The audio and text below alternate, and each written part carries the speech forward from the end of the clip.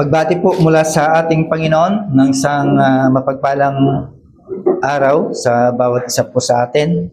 Sa araw na itinangin ng Diyos para tayo po ay magbigay sulit, magpasalamat sa biyaya na ating nakamtan sa loob ng isang linggo. Naway makinabang po tayo muli sa kanyang salita na mensahe nating mapapakinggan. Balikan po natin muli ang ating text mula sa Awit chapter 119 verse 9 hanggang verse 16. Ito yung ating scriptural reading kanina sa pamagat na panatilihing dalisay sa gitna ng mundong magulo o corrupt na mundo pong ito. Okay. Bilang mga Kristiyano ay ito po yung ating pinagsusumikapan. Mamuhay po tayo ng merong purity sa kabila po ng lahat ng mga kinakaharap po natin. Kaya tingnan po natin kung ano po yung ating gagawin o anong makakamtan po natin na mensahe na ibibigay po sa atin ng Panginoon upang makamtan po natin itong bagay na kung saan ito ay inaasam sa bawat mananampalataya. Manalangin po tayo. Aming Diyos, kami po muli nagpapasalamat sa sandali pong ito, sa inyong salita na aming pagbubulay-bulayan. Limos po muli namin ang banal na Espiritu na siyang magbigay, pagpalain ang pandinig ng bawat isa. Sana Lord, maging attentive po ang bawat isa sapagkat ikaw ang nagsasalita. Kaya dapat ang lahat ng pandinig, lahat ng tenga ay dapat makinig. Kaya again Lord, maraming salamat at purihin ka sa pagkakataong pong ito. Right, so alam naman po natin na tayo po, bawat isa po sa atin ay namumuhay sa mundong pong ito. At alam po natin na ang hatak ng sanlibutan away from holiness ay napaka-compromise. Right? Lahat ng mga bagay, every pressure of society ay talagang merong kompromiso. Every conversation, merong hatak at merong kompromiso. That's why itong Psalm 119, hindi po ito outdated, kundi ito ay urgency. Merong panawagan, merong urgency na panawagan. How we can maintain, paano po natin mapapanatili ang ating buhay in a way na kung saan ito yung kalooban po ng Diyos. Right? Lalo na po sa mga kabataan, how can a young man keep his way pure? No? Paano niya mapapanatili po ito? Kaya dito sa ating pag-aaralan ay pinag-uusapan po dito about the purity, yung pagiging dalisay ng isang mananampalataya. Kaya in verse 9, saan nagsisimula po ang pagiging dalisay? It begins with obedience to the word, no? Nag-uumpisa daw kapag ay sinusunod mo ang salita ng Diyos. Kaya nga ang tanong po dito, how can a young man keep his way pure? Right?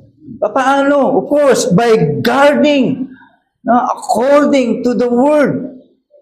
O according to your word. Kaya kailangan gwardiyahan po natin po yan. Kaya kung titignan po natin, ang salitang guarding means to watch carefully, no? Magiging attentive, to protect, to keep under control. Sometimes, hindi na tayo nakakapag-control, lalo na mga kabataang Kristiyano. No? Kaya ang Psalm, itong sumulat po nito, nakita niya, nalaman niya na sa salita ng Diyos, ay andoon ang depensa. Nandoon ang depensa para mapanatili ang bawat isa ang kanyang buhay na magiging dalisay. Okay? Kaya nga ang salita ng Diyos tinuturo kung saan po tayo dapat lumakad. Di ba? Ang salita ng Diyos, winawarningan tayo kung saan tayo dapat pupunta. o saan tayo dapat di dapat pumunta. Lahat po yun, nasa salita po ng Diyos. Hindi kadalisayan, hindi po ito nakukuha sa anumang kultura o anumang pakiramdam o anuman ang intention na meron ka. Okay? Nakukuha ang kadalisayan sa salita ng Diyos, sa kapahayagan ng salita ng Diyos. That's why, ang isang Kristiyano, kapag napawalay ka sa salita ng Diyos, okay? Of course, mahihila ka. You will going to drift away toward impurity. Ayun ang problema. Kapag disconnected ka na sa salita ng Diyos at hindi mo ito binibigyan ng pansin, hindi mo ka na dumadaan sa mga bagay na dapat ito yung inuuna ng Kristiyano, ay doon ka pupunta. Kaya kapag nineglect po natin ang salita ng Diyos, okay? Hindi ka na hahabulin ng kasalanan. Di ba? Hindi ka na hahabulin, ikaw na mismo ang lalakad. Di ba? Sa sarili na mismo, lalakad sa kasalanan. Hindi ka na hahantingin. Ikaw na mismo ay papunta doon. Kapag kinalimutan, pinabayaan po natin na pakainin ang ating kaluluwa ng salita ng Diyos, never na palakas ka sa isang Kristiyano dahil ikaw mismo ay hindi mo na pinapakain ang kaluluwa mo, never na makapagpapakain ka din ng kapwa mo Kristiyano, right? Kaya importante po yun, no? We have to be attentive. Magiging attentive po tayo, mga kapatid. Kanina pinag-uusapan po yun. Kaya eksakto sa ating pag-aaralan. No? Ito lang naman na naging problema. First, ito yung unang kasangkapan ng biyaya ng Diyos sa lahat. Ang salita ng Diyos. Kasi dito tayo ipinanganak bilang Kristiyano. Di ba? Dito natin nakita kung gaano tayo isang makasalanan at dito natin nakita ang biyaya ng Diyos. Now, kung ito ay ating kakakaligtaan, ay doon talaga tayo pupunta. That's why, tandaan po natin, ang kadalisayan ng isang mananampalataya ay meron po siyang buong puso na ipursut ang salita ng Diyos o ang Diyos mismo ayon sa ating teksto na binasa. Kapag meron kang buong puso, ito ang magbibigay sa atin ng sustina para mamuhay po tayo ng may kadalisayan. Kaya nga sabi po ng psalmist dito sa verse 10, with my whole heart I seek you. No, inahanap kita ng buong puso. Kaya wag mo sana akong iligaw. Let me not wander from your commandments. Di ba? Huwag mo sana di sana ako maligaw sa mga pinag-uutos mo sa akin. Tandaan po natin mga kapatid, purity is not merely about avoiding sin. O porket pagtagumpayan mo na ang kasalanan, ibig sabihin ay nasa kadalisayan ka ng buhay. Hindi. Hindi doon natatapos. It's about seeking God. Yung lagi mong hinahanap ang Diyos. Nagkakaroon ka ng desire na makaniig lagi ang Diyos, makausap ang Diyos. Kaya nga sabi ng psalmist po dito, with my whole heart, buong puso. Hindi ito half-hearted na Kristiyano. Alam nyo, ang half-hearted na Kristiyano always compromising po yan. No? It leads to compromise. Laging nasa compromise na pamumuhay kapag half-hearted kang Kristiyano. Kaya itong psalmist po nito, alam niya ang kanyang kahinaan. Mahina po siya. Tayo pa kaya bilang mga Kristiyano? Walang nagsasabi na tayo ay malakas, kundi ikaw bilang isang tao ay talagang mahina. Kaya nga inaamin ng psalmist po ito dahil alam po niya ang kanyang kahinaan. That's why, di ba sabi niya, let not me wonder. Huwag mo akong pabayaan na mawala sa iyo.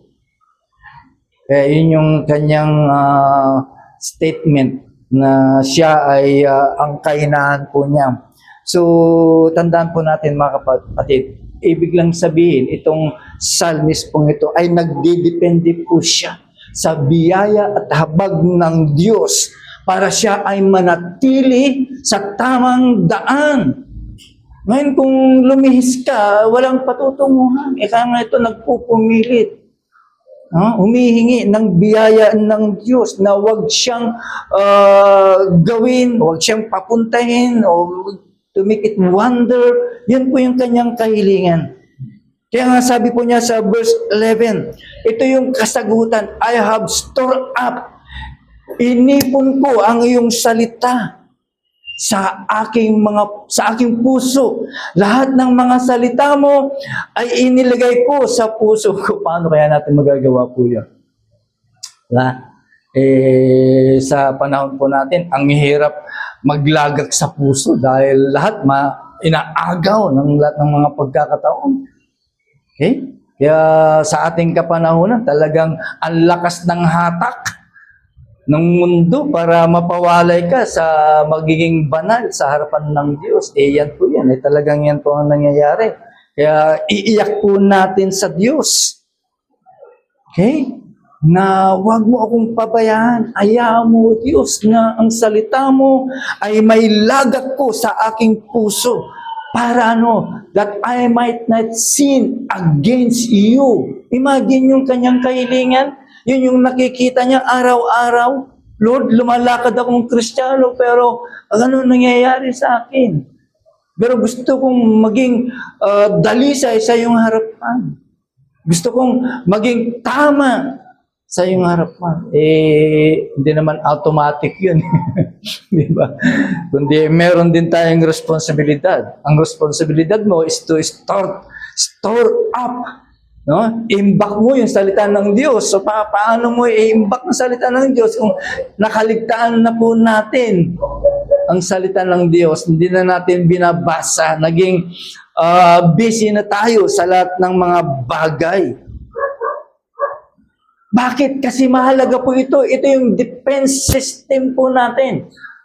Depensa po natin po ito. It is a spiritual defense system ng bawat Kristiyano, yung iimbak po natin ang salita ng Diyos sa ating mga puso. Okay? Kaya kapag merong temptation, merong pagsubok, Scripture speaks. Magsasalita sa iyo. Okay? Magsasalita sa atin ang Biblia kapag okay? Kaya kapag merong pagkakamali, tayo, Scripture corrects us. Siya yung nagkukorek po sa atin. Kapag meron kang emosyon at kinakain ka ng emosyon mo, salita ng Diyos will anchor you. Siya yung mag-a-anchor sa iyo. Kaya halaga po mga kapatid. Tandaan po natin, hindi po tayo dahan-dahan ibig sabihin, hindi tayo basta-basta babagsak sa kasalanan. Nagkasala ka ngayon, bumagsak ka. Hindi po yan. Dahan-dahan po tayo with drift. Dahan-dahan ka na naanod slowly. Ito yung nangyayari sa atin. Papunta ka. You are drifting. Hindi yung kagad-agad. Hindi natin napapansin po yon. Sometimes hindi po natin napapansin po yon. We did not fall into sin suddenly. Kundi ito ay dahan-dahan na naanod. Why? Because the word is absent sa ating mga puso. Okay? Kung walang laman yung puso natin, ay talaga namang dahan-dahan ka ng tatangay. Mga kapatid, ang kadalisayan po ay pinapalakas po ito sa iyong testimonya at sa nais mong malugod ang Diyos. Pinapalakas o pinapadalisay ang pamumuhay natin bilang mga Kristiyano sa pamamagitan ng iyong testimonya at papaano mo pupurihin po ang Diyos ayon sa sinasabi ng verse 12 to 13. Sabi po dito, "Blessed are you, Lord. Teach me your statutes." Okay? Ito yung nagbigay sa psalmist para lumagay po siya sa natural na pinapakita ng scripture para purihin po niya ang Diyos. At tandaan po natin, ang puso na hinubog ng salita ng Diyos, yan yung puso na nandiyan dyan lagi. Okay? Para magbigay ng papuri, pasasalamat sa Diyos. Di ba? Kasi nakikita mo, okay? From time to time, pinapasok mong salita ng Diyos, ay pinapadalisay ka niyan at nakikita mo ang nagiging bunga yan. That's why lumalapas ang iyong malugod na pagpapasalamat at pagpupuri sa Diyos. Right? Tingnan nyo, yung nalaman mo sa pamamagitan ng scripture na ikaw ay ligtas, anong laman ng puso po natin? Di ba? Laging nagpapasalamat po yan every time. Dahil yan yung talagang hinahanap ng tao na nagbibigay sa kanila ng sufisyente para makapamuhay po sila. Yung mga wala po dyan, hindi po natin alam kung ano ang kanilang nasa puso. Hindi lang yung mga pangangailangan kanilang hinahanap. Pero there is something deepen na hinahanap ang puso ng tao. Pero nasumpungan po natin, mga kapatid. Kaya yun yung nagbibigay lugod para pasalamatan at purihin po natin ang Diyos. Kaya nakita po ng psalmist po ito. Yan ang alam po niya na ito yung magiging paraan para mahubog ang kanyang puso na laging magpapasalamat sa Diyos. Now in verse 13, sinabi po niya dito, "With my lips, I declare all the rules of your mouth." Ano ang ibig sabihin na po dito? Yung salita ng Diyos, hindi niya itinago in private. Ipinangaral niya, isinabi niya, isinigaw po niya. He speaks it. Nagsalita po siya. Bakit? Tandaan po natin, kapag ang isang Kristiyano ay sinasalita niya, sinasabi niya ang salita ng Diyos, nagbibigay po ito ng kalakasan para sa ating commitment sa Diyos. Okay? Bakit? Kasi kapag nagsasabi ka ng katotohanan, ay lagi kang kinokonvict po niyan. Yan po ang magdadala sa'yo. Lalo na kapag nasa temptation ka, harap-harapan po yan, di ba? Kapag nagsalita ang salita ng Diyos sa'yo, talagang magkakaroon ka ng conviction. Ito yung magre-reinforce sa'yo para iwanan mo yung temptation pong yan. Diba? Pero kung blanco, wala, magpapatuloy ka lang. I-ignore mo lahat yung mga paalala, kahit magpaalala ang kapatiran, hindi mo napapakinggan. Baka sabihin mo pa, istorbo ka lang sa akin. Pero kung ang puso mo ay talagang nakaimbak ang salita ng Diyos, yan mismo. Okay? Ang magbibigay po sa atin ng paalala. Okay? Kaya ito yung magbibigay din po sa atin para mapalayo tayo ng pagiging hypocrisy. Magbibigay din po ito sa atin. Magtitestify din po sa atin po yung. Di ba? Maraming mga Kristiyano na andyan ang hypocrisy. No? Hindi ko naman nilalat. All of us, sometimes, nandun po tayo. Di ba? Kaya pag nakita nila, kala ko ba Kristiyano ka? Ba't ka nga nandito? Di ba? O ba't ginawa mo yan? Lalo na kapag nalabag ng salita ng Diyos. Kaya ito yung maggagwardiya din po sa atin. Kapag tayo ay namumuhay ng merong hypocrisy. Tandaan po natin, ang isang Kristiyanong tawag dito, silent. A Christian silent, yan yung vulnerable Christian. Kapag ang Kristiyano, hindi nagtatanong, hindi nagsasalita, okay lang ng okay, vulnerable po yan, mga kapatid. Right? Kaya, tanongin mo na, kung gusto mo talagang matuto, maiwasan yung mga dapat iwasan, magtanong ka na ng magtanong. Lalo na sa mga nagtuturo sa atin, sa mga nag-preach. Now, in verse 14 to 16, paano natin ma-preserve? Of course, yan naman talaga ang target po natin. Yan po yung purpose po ng Diyos. Na magiging patungo ka sa pagiging kamukha ni Kristo. Ngayon, kung hindi ka dumating doon, sinong may problema? Hindi ang Diyos, hindi ang salita ng Diyos. Ikaw kasi niloob ng Diyos mo ito. Purpose po ng Diyos na ito na tayo ay papunta doon. Ngayon, kung hindi nangyari, ikaw ang merong problema. Ikaw ang merong pagkukulang. Gusto ng Diyos yan eh. So it means it will happen. Mangyayari po yan. Dahil yan yung ninanais ng Diyos sa bawat isa po sa atin. In verse 14, sabi po niya dito, in the way of your testimony, I delight as much as in all riches. Wow! Sa lahat ng kayamanan, ayaw ko niyan. Kundi yung patotoo na meron ka. Kaya nga itong psalmist pong ito, yung pagsunod, hindi ito pabigat sa kanya, hindi burden sa kanya. Diba? Ang pagsunod ay hindi po burden sa mga Kristiyano, kundi ito ay kayamanan. It is a treasure.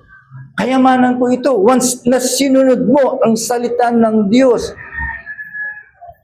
Diba? Ngayon, kung hindi mo sinunod, mawawalan ka ng kayamanan. Okay? Lahat ng mga pinangako ng Diyos ay mawawala sa iyo. Okay? Lahat ng pangako ng Diyos compared sa mga kayamanan sa sanlibutan, wala po yan. Kaya dito ay nakita ng Psalms na ang susi ng kayamanan ay yung pagsunod. Kaya hindi po pabigat sa kanya. It's not a burden. No? Kaya tandaan po natin. Kaya maraming mga nag-struggle in pursuing holiness o sa kabanalan. Hindi yung lack of knowledge. Di ba? Porket wala akong alam, kunti lang ang nalalaman ko sa mga doktrina, wala na ba akong karapatan para maging banal sa harapan ng Diyos? Hindi yun eh. Okay? Ang kulang, yung nagkaroon ka ng delight.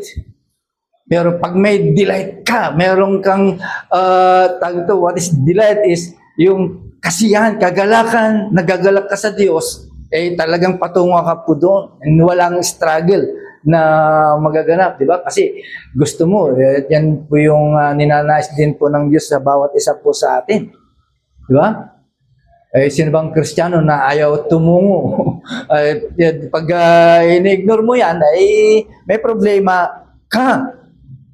Okay? Kaya sabi ng psalmist dito sa verse 15, sabi po niya, I will meditate on your precepts and fix my eyes on your ways.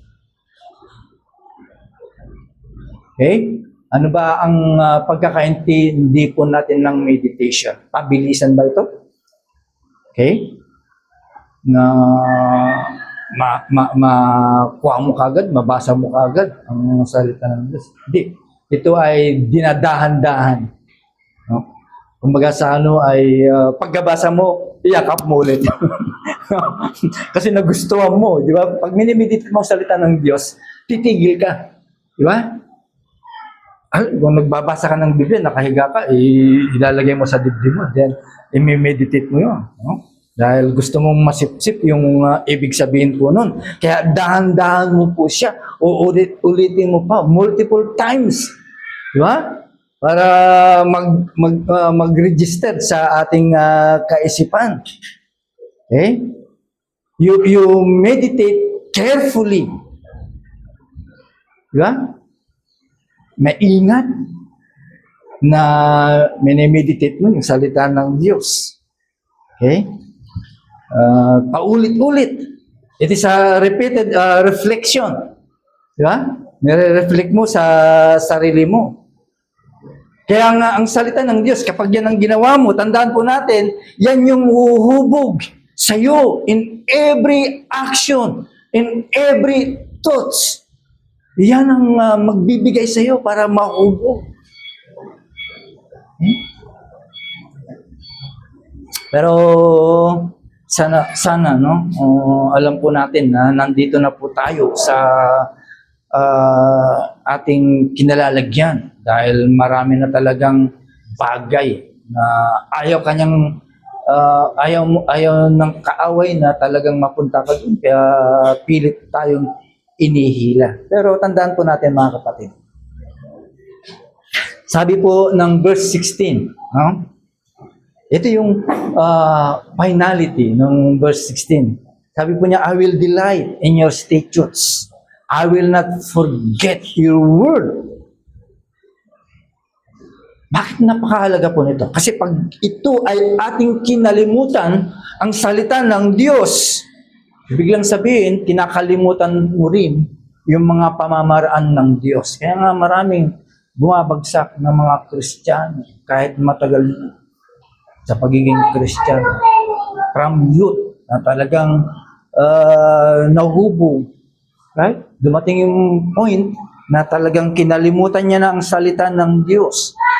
So it means, talagang kinalimutan mo din yung pamamaraan ng Diyos. Tandaan po natin mga kapatid, we obey best. No? Pinagsisikapan po natin na sundin. Okay? Kapag sinunod mo yan, of course, mag-enjoy ka, di ba? It's not a burden. Okay? Ibig lang sabihin, we enjoy most. Okay? Nag-i-enjoy po tayo. Huwag nating kakalimutan. Tandaan po natin, alam po natin na maraming mga sagabal. Kaya tandaan po natin, bilang mga Kristiyano, kung ninanais po natin na mamuhay ng malinis dito sa sanlibutang ito, okay? We commit ourselves, hindi lang occasionally, but daily to the Word of God. Ito yung susi mga kapatid. Ganit maaari talagang ayaw kung masira, ayaw kung maagaw ang aking attention sa salita ng Diyos. Kahit gaano man kahirap na kalabanin ito, hanggat maaari, no? Iyan ang dapat nating gawin para makuha po natin, i-apply po natin po ito. No? What is the application? Ibig lang sabihin, bantayan po natin ang ating mga buhay sa pagbabantay, okay, sa ating oras sa salita ng Diyos. Ibig lang sabihin, Word of God first. Before. Okay, bago ka gumising, okay, bago matuyo yung hamog, no? Bago matuyo yung hamog sa init ng araw, nakinabang ka na, no? Napakinabangan mo na yung hamog, no? O baka naman ginising ka ng Diyos, ay gusto kanya nang makausap, yun na yun, yung pagkakataon, no? So we must guard our life. Bantayan po natin kasi minsan talagang ganun talaga eh. Okay. Kaya unahin muna natin ang ating oras sa salita ng Diyos. Kasi ang kadalisayan does not begin when temptation arrives. Okay? Pag nandyan na yung temptation, ibig sabihin, yung kadalisayan mo ay doon pala mag-uumpisa habang yung temptation ay nag-uumpisa sa'yo? Right? Hindi. Okay? Purity, it begins before temptation comes. Right? Kasi nasa iyo na yung purity. So, ibig sabihin, pwede mo nang salagin yung temptation. Di ba? Ay, ibig lang sabihin, kung gusto mo talagang hindi maakit o mahila ng kasalanan, okay? Of course, maraming mga darating sa konsensya mo. Kaya makinig ka sa konsensya mo. Pag sinabing, mapapahamak ka dyan, kasalanan yan, umalis ka na dyan, umalis ka na. Okay? Umalis ka na dyan. Patibong na yan. Di ba? Hindi, baka mamaya hindi mo pakinggan ang salita ng Diyos. Kaya kapag ang salita ng Diyos ay binaliwala po natin, of course, ang salita, ang ating mga puso, tandaan po natin, ay unguarded na po yan. Okay? Kaya punuin po natin ang ating mga puso ng salita ng Diyos bago punuin ng kasalanan ang ating puso. Right? Punuin po natin ang salita ng Diyos. Kaya nga sabi ng psalmist, I have stored up, inimbak ko ang iyong salita sa aking puso para hindi ako magkasala against you. Di ba? Kailangan natin punuan ng salita ng Diyos bago mapuno ng kasalanan. Kaya dumarating ang kasalanan, pumapasok sa ating mga puso kung saan ang salita ng Diyos ay wala sa ating mga puso. Kaya napakalakas, tandaan po natin, napakalakas ang pagsubok kapag ang puso ay wala sa katotohanan. When the heart is empty of truth, malakas ang temptation. Delight in God's Word. Okay? Maging masaya po tayo sa salita ng Diyos. Hindi lang yung biglang sabihin, maging masaya ka. Hindi lang yung susundin mo, ibig sabihin, sinunod mo, pero magiging masaya ka. Hindi magiging burden po sa atin po ito. Okay? Dito yung psalmist pong ito, hindi naman lang niya binasa yung salita ng Diyos eh. Di ba? Pagkatapos niyang binasa, wala na, hindi. He rejoiced in it. Okay? Nagalak po siya. Kaya maraming mga Kristiyano, they fail in holiness. Di ba? Maraming mga Kristiyano, hindi nakuha o nag-fail sila to become holy because ang pagkakaintindi nila, yung pagsunod, it's just like an obligation. Obligasyon lang ang tingin sa kanila. Diba? Rather than joy. Yun yung problema. Kaya sometimes, ay talagang baliwala sa kanya yun.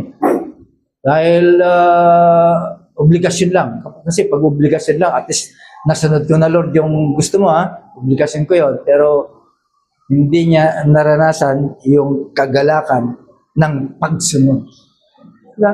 Yan yung problema sa bawat Kristiyano kapag dating sa pagnanais na maging dalisay sa harapan po ng Diyos. Okay? So, sana, no? Alam po natin na struggle. Meron po tayong struggle. No? Every time, every New Year, ay nagsiset up po tayo ng mga guides para sa pagbasa niya. Hindi po natin gagawa.